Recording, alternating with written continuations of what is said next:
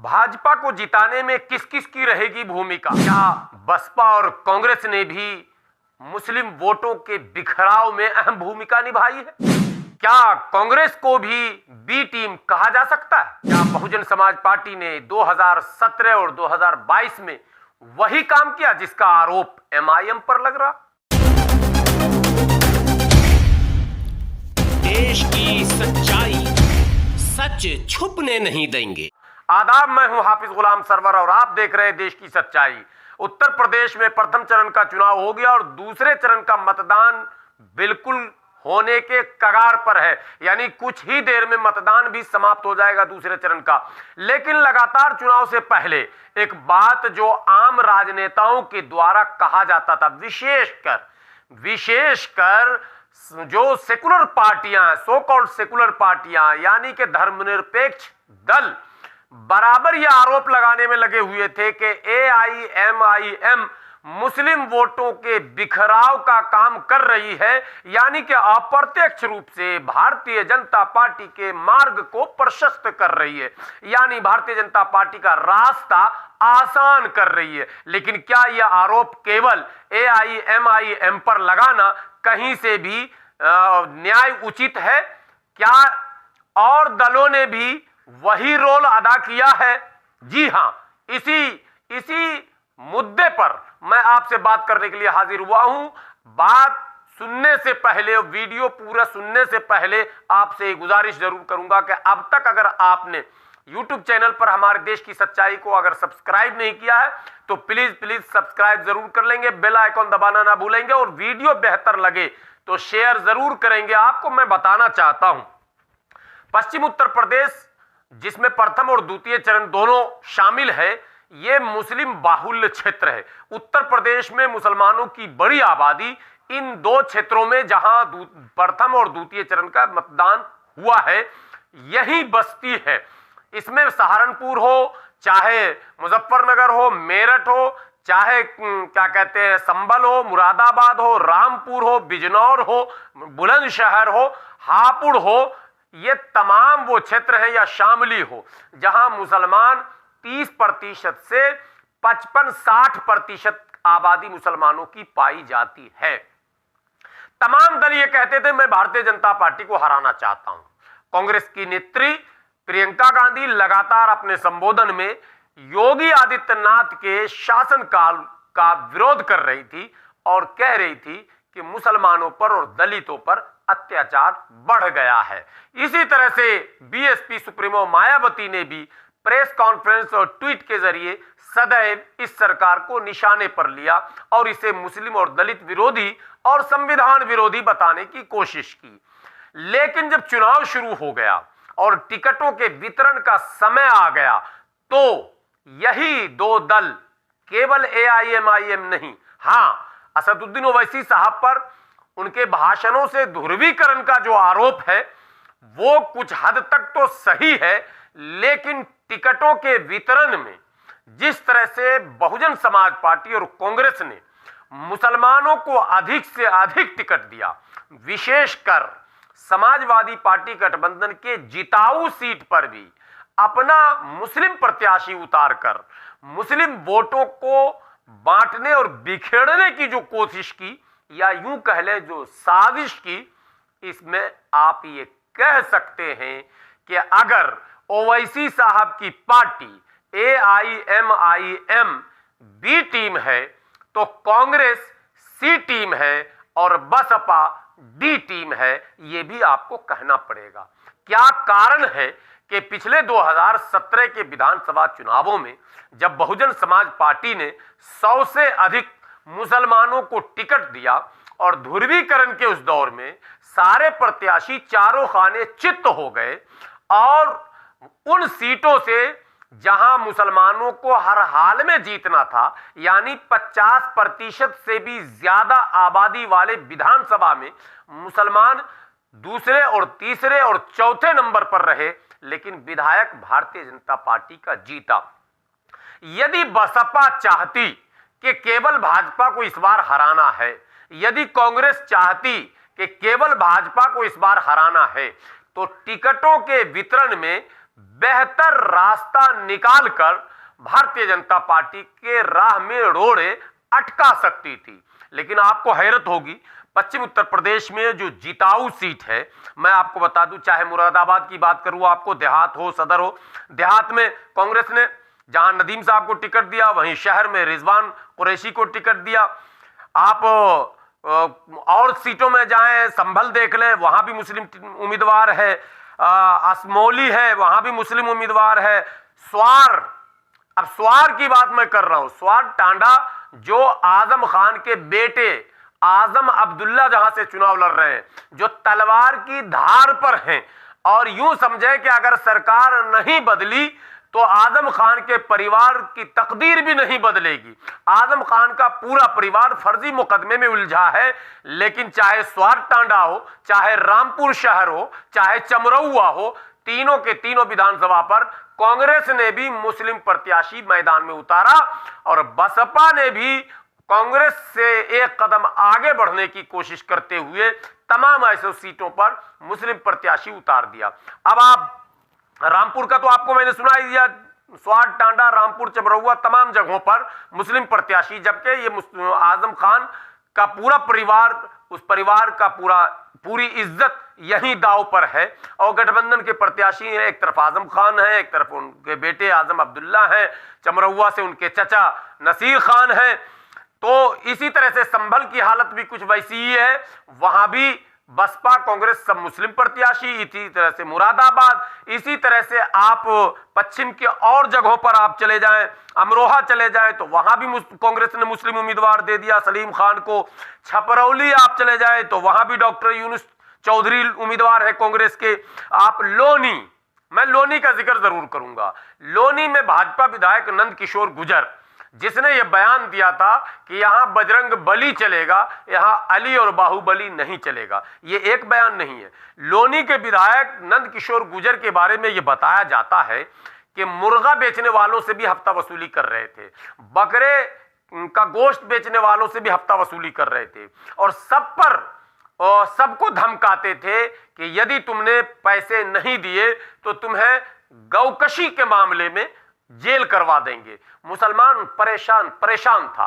वैसी सूरत में स्थानीय कांग्रेस नेता को, अपने राष्ट्रीय नेता को यह सलाह देना चाहिए, एक टेक्निकल सलाह देना चाहिए कि इस बार कम से कम आप मुस्लिम उम्मीदवार नहीं दें ताकि वोटों का बिखराव रुक सके। आरोप तो MIM पर लगता रहा, आरोप तो असदुद्दीन ओवैसी पर लगता रहा, लेकिन वही खेल, जी हां वही खेल या उससे भी बड़ा खेल आप कहें, बसपा और कांग्रेस ने खेला है मुसलमानों के साथ। यानी कि यह कहा जा सकता है कि बसपा और कांग्रेस ने भाजपा को रोकने की कोशिश नहीं की, बल्कि भाजपा के रास्ते को आसान बनाने का काम किया है। यह मैं आपको कह सकता हूं और इसमें बहुत हद तक सच्चाई है। लोनी से जो है यामीन मलिक कांग्रेस के प्रत्याशी हैं। अब अलीगढ़ में भी, जो कि एकदम सांप्रदायिकता का केंद्र रहा है, पिछले दिनों पलायन और कई तरह के मुद्दे वहां उठे हैं, वहां भी कांग्रेस ने मुस्लिम प्रत्याशी दिया। आप नजीबाबाद चले जाएं, पूरे बिजनौर में जो सामान्य क्षेत्र है, सामान्य विधानसभा 8 विधानसभा है बिजनौर में, तो आप नगीना और नेहटोर यानी सुरक्षित क्षेत्र को आप छोड़ दें, बाकी क्षेत्रों में कांग्रेस ने मुस्लिम उम्मीदवार दिया। बसपा ने भी ज्यादा से ज्यादा मुस्लिम प्रत्याशी देने की कोशिश की। कारण केवल यह है कि भाजपा का रास्ता आसान हो जाए। एक कॉमन गणित है कि जब आप मुस्लिम उम्मीदवार देते हैं तो वोटों का ध्रुवीकरण बढ़ जाता है।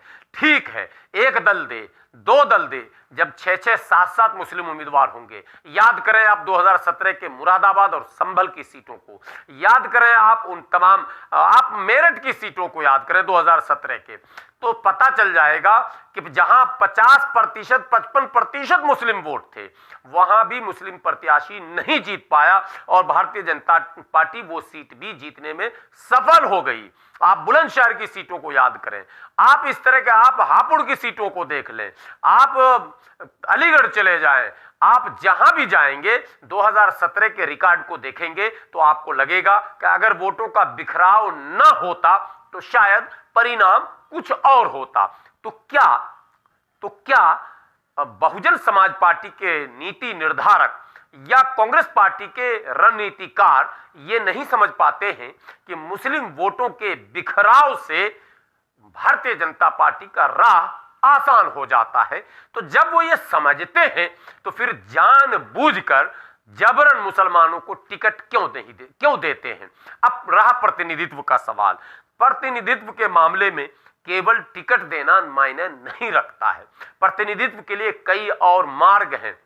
राज्यसभा के चुनाव होते हैं, एमएलसी के चुनाव होते हैं और फिर पार्टियों में पद होते हैं। इमरान प्रतापगढ़ी गए अल्पसंख्यक मोर्चा, फला गए अल्पसंख्यक मोर्चा। क्यों? ये एक सवाल है। अल्पसंख्यक मोर्चा क्यों? मेन बॉडी में कितने मुस्लिम हैं? जो वर्किंग कमेटी है कांग्रेस की या बसपा के जो नीति निर्धारक लोग हैं उसमें कहां मुस्लिम है? आप दलित मुस्लिम की बात करते हैं तो अगर बहन जी 100 है तो 90 पे मुस्लिम को होना चाहिए डिग्री पर, लेकिन ऐसा नहीं है। ओनली फॉर बहन जी है, उसमें बराबर की भागीदारी नहीं है। इसलिए दलित मुस्लिम का कोई कॉम्बिनेशन ही नहीं बसपा में बनता है। कांग्रेस सबकी बात करती है तो सारे समाज के लोगों को टिकट क्यों नहीं देती है? केवल कार्ड क्यों खेलती है? यह भी एक सवाल है। आपको हैरत होगी इस बात को सुनकर कि जहां बिजनौर में जो है बसपा ने कांग्रेस ने अकबरी बेगम को टिकट दिया, वहीं बसपा भी मुस्लिम प्रत्याशी दे रही है। और हैरत की बात बताऊं, चौंकाने वाली बात बताऊं, बहुत प्रसिद्ध चेहरे हैं। ओम प्रकाश राजभर बहुत प्रसिद्ध फेस है।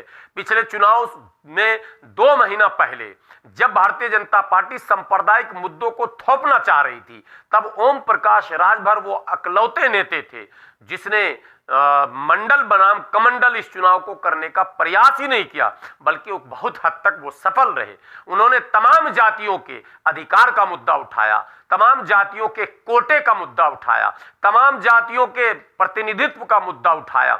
लेकिन जहूराबाद जो गाजीपुर जिला में जहूराबाद जो विधानसभा सीट है, जहां से ओम प्रकाश राजभर स्वयं गठबंधन के प्रत्याशी हैं, वहां भी बसपा ने पीछा नहीं छोड़ा। और आपको पता होगा शादाब फातिमा को वहां से टिकट दिया गया है।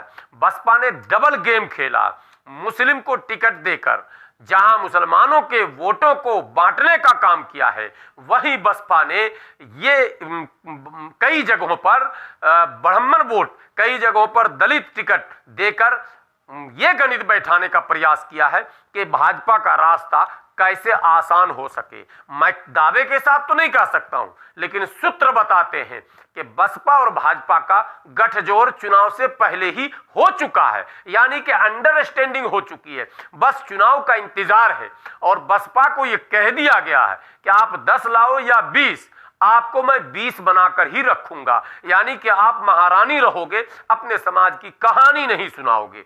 नहीं सुनानी है आपको दलितों और मुस्लिमों की कहानी, बने रहना है आपको महारानी। तो जो आरोप AIMIM पर लगाया जा रहा है, जो आरोप असदुद्दीन ओवैसी साहब पर लगाया जा रहा है, क्या वही आरोप बसपा पर और कांग्रेस पर नहीं लगना चाहिए? क्या ध्रुवीकरण करने के अलावा और जो दूसरे तरीके हैं उसमें बसपा और कांग्रेस ने कोई कम रोल किया है क्या? कांग्रेस और बसपा ने न केवल टिकट ज्यादा से ज्यादा मुसलमानों को देकर वोटों के बिखराव का काम किया है, बल्कि वो बयानात और वो रणनीति ऐसी बनाते हैं जिससे कहीं न कहीं भाजपा फ्रंट पर दिखे और भारतीय जनता पार्टी के प्रति लोगों में आकर्षण बना रहे, यानी उनके मतदाताओं में आकर्षण बना रहे। कुल मिलाकर अखिलेश यादव के रास्ते में अगर रोड़ा है योगी आदित्यनाथ, तो रोड़ा है बहुजन समाज पार्टी, रोड़ा है कांग्रेस पार्टी और रोड़ा है MIM। जिस तरह का आरोप कांग्रेस बसपा सपा के द्वारा MIM पर लगाया जाता है, ठीक उसी तरह का आरोप कांग्रेस और बसपा पर भी लगना चाहिए। और नीति निर्धारकों को सचेत होना चाहिए, मतदाताओं को अब सचेत होना चाहिए और मतदाताओं को अपने नेता को पहचानना चाहिए। मैंने एक स्टोरी आपके बीच रखी थी। मैंने उसमें बताया था कि 65-70% लोग भाजपा को हराना चाहते हैं, फिर भी भाजपा अगर नहीं हारती है तो ये नेताओं का कमाल कहा जाएगा, कांग्रेस और बसपा का और एमआईएम का कमाल कहा जाएगा कि आप टिकट के बंटवारे में कोई ऐसा खेल नहीं खेल पाए जिससे भाजपा को घेरा जा सके। तमाम जगहों पर जहां जहां बड़बोले नेता भाजपा के थे वहां और लाइन को क्लियर किया गया है। संगीत सोम के रास्ते को आसान करने की कोशिश की गई है। इस तरह के तमाम नेताओं के रास्ते को आसान करने की कोशिश की गई है। बहरहाल मतदाताओं से 2 चरण का मतदान पूरा हो चुका है। अब बाकी जो बचे चुनाव हैं उसमें मतदाताओं को इन नेताओं की चाल को समझना होगा और स्वयं राज्य के हित में फैसला लेना होगा। बने रहे देश की सच्चाई के साथ। इसी तरह के अपडेट के साथ फिर उपस्थित होऊंगा। शुक्रिया।